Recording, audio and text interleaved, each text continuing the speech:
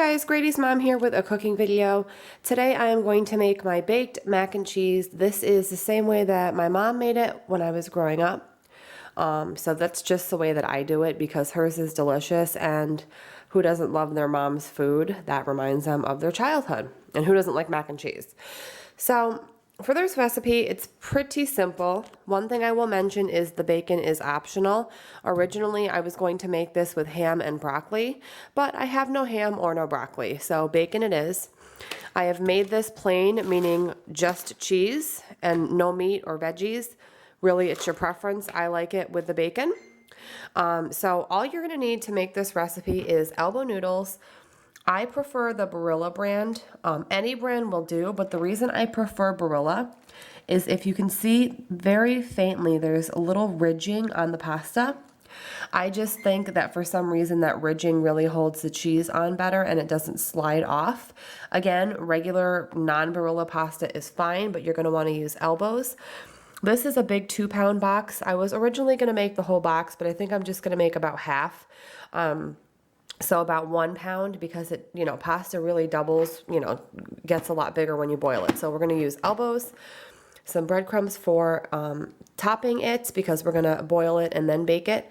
I have Italian style, but plain breadcrumbs are fine too. So I have that. I have some half and half, some butter, and I may or may not need the butter, and I will explain that later in the recipe. And I have a white or yellow cooking onion, some black pepper. We are not going to add salt because we're not going to need it because I'm using bacon. If I wasn't using bacon, I probably would use some salt. And then you're going to need some, I'm going to say cheddar because that's how my mom made it. If you don't like cheddar, which I don't really know anybody who doesn't, feel free to use whatever cheese that you want, but I just use cheddar because I like cheddar and that's what my mom used. And I just use the finely shredded. You can buy the big block of cheddar, that's fine, or whatever cheese, and grate it yourself, but you're going to want to shred it, if not purchase it shredded, because it's just much easier to melt into the recipe. So I'm just going to go ahead now and get started with getting my water boiling and my bacon frying up in the pan. Okay guys, now that package of bacon that I showed you, that was a 1 pound package. I do not need a whole pound because I am not making this whole box. I'm making half the box. So I have half my bacon here that I'm going to wrap up and put in the fridge for something different this week, probably breakfast for dinner. The other half I just laid down just like that, and then I sliced it in a pile so it's quicker. So I'm just going to break up all this with my fingers and separate the pieces and get it into the frying pan along with half of this large onion. And then I'll kind of show you guys where we go from there. Okay guys, so I have my bacon, and which is a ½ pound, and then my half of that large onion in the frying pan. I am cooking them together because it's perfectly fine. They're all going to go in the same place. So I just have this working over medium-high heat until it is fully cooked, and then I'm going to set it on this plate here that I have some paper towel set up on because we want any excess fat off the bacon to drip onto here, and we're going to need to take it out of the pan anyways to make the roux, which is the thickening agent for the cheese sauce. So get your plate and paper towel ready, and then I have my large pot of salted boiling water going. I'm going to pour the pasta in right now. Okay guys, so my bacon and onions are, I don't know, about 90% cooked. Keep in mind we're going to bake this pasta in the oven after, so this will cook the rest of the way through. So you don't want to dry it out completely because it still is going to bake. So I had that kind of drained, and then I put it on this plate with all the excess fat kind of moved out of it. Also, I forgot to mention, of course, I always forget an ingredient in the beginning. You're going to need just regular all-purpose white flour. Looks like I need to get some more myself. So we're going to need that to make the thickening roux for the cheese sauce. You are going to need the butter. Because you're going to need to grease your 9x13 casserole dish. If you don't have one of these, you can use 2 smaller, like an 8x8 square pan, just something like this shape, except if they're smaller, then just use 2. So I just buttered the sides and the bottom pretty well because you don't want anything to stick, and now I'm going to get my pasta drained and get my cheese sauce going. Okay guys, so my pasta is drained and all cooked and ready to go. This is the pan that I cooked the bacon in. And what I was going to do is I was going to use the bacon fat from the bottom to make the roux. But the bacon that I used is from a smokehouse, so it has a lot less fat content than normal bacon. So as you can see, there's really not that much liquid, meaning bacon fat, to work with. So in this case, I am going to use butter. If you had normal bacon, meaning non-smokehouse bacon, and there was a good amount of grease in the bottom, you could use that to make the thickening agent as well. However, if you want it to be more healthy, you'll probably want to skip that. So again, pasta is chilling, ready to go. I'm going to take this pot that I cooked the pasta in and put it right back on the burner. I didn't even wash it. It's perfectly fine. All it had in there was pasta water and pasta, and now I'm going to get my cheese sauce going. Okay guys, so hopefully you can hear me. I have my butter melting in the pan, as you can see. And next I have my flour here, and I'm going to go ahead and add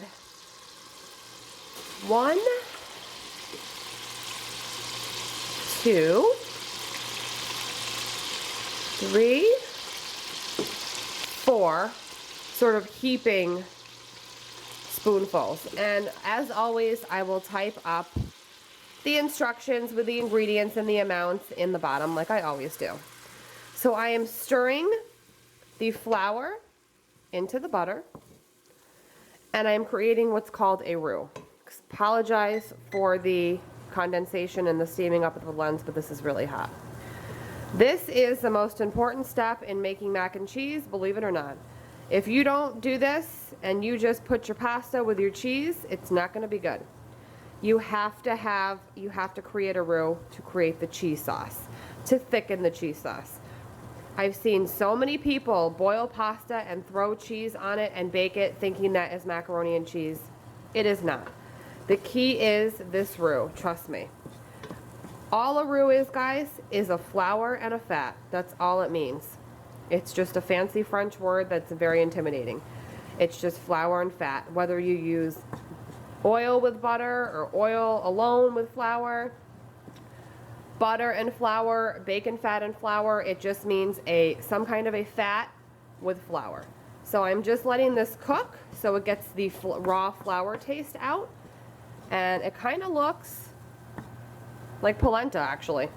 So I'm just going to let this cook, keep moving it around for just a couple minutes, and then I'm going to go ahead and add my half and half.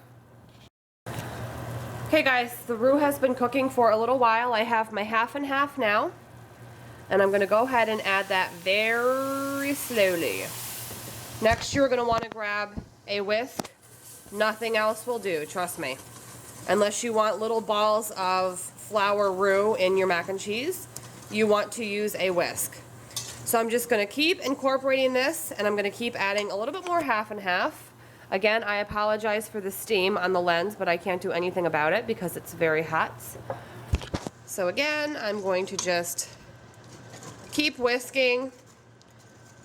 And you want to use the whisk because it really does a good job of breaking up that roux from being big chunks of flour into creating a sauce. So see how it's starting to work into a sauce. I'm just going to keep whisking and show you guys what we have when we're done. Okay guys, so it sort of actually looks like mashed potatoes a little bit. I don't know, it's sort of hard to explain. So this is the roux, which is the flour and the butter with the half and half. And it looks like mashed potatoes, and now we are going to add the cheese in and melt that. Okay guys, I got my cheese in, and I'm just going to stir this all together until it melts. Okay guys, the cheese melted, and I just put in my pasta. I am starting to mix this together. And I'm going to add in my bacon and onions, like that. And I'm just going to stir, stir, stir, and show you guys how the consistency should look.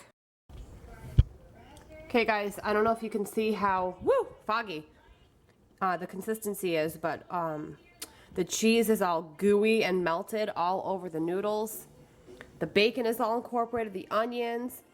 All I'm going to do is add a few shakes of black pepper, stir it one more time, and then put it into the baking dish, and I will show you guys how to top it. Okay guys, here's a pretty good view of how it looks in the 9x13 baking dish that's been buttered. I did add some black pepper to the top, just a few shakes, and I just used a wooden spoon to sort of smooth it all out so it was sort of even. And now I'm just going to grab my breadcrumbs right here and canister. I'm just going to kind of lightly shake it. Actually, you know what? I think I'm going to use my hands. Hold on one second. I'm going to get a nice handful, and I'm just going to very lightly spread the breadcrumbs on. I like getting it in the edges. These are totally optional, like I said, but I just think it makes a nice crust. So see, very light, guys. Very, very light. So I'm going to cover this with aluminum foil, and I'm going to put it in a 350 preheated oven for about a half an hour. Then I'm going to remove the foil and let it bake another 15 minutes, and then it is done, and it's going to be delicious. All done. Look how pretty it is. Still sizzling a little bit. And the breadcrumbs, woo, that's foggy. And the breadcrumbs sort of just blend right in and give it a little crispiness on top. So this is one of my beloved full meals in a dish. I might make a salad, but I'm kind of feeling lazy. So this is not only dinner tonight, but I'll definitely have some leftovers. So I hope you guys enjoyed. Again, I will have everything as far as ingredients, method, and all of that typed up down below like I always do. This freezes really well, so if you did make a double batch, you could always freeze one. Again, the bacon is optional. You guys can add whatever you want or just do plain, just the cheese. Super delicious. I think once you guys make this, you will probably never want to make the boxed macaroni and cheese ever again because this is that good. So I hope you guys enjoyed. Thumbs up for more cooking videos, and I will see you guys in my next one. Bye.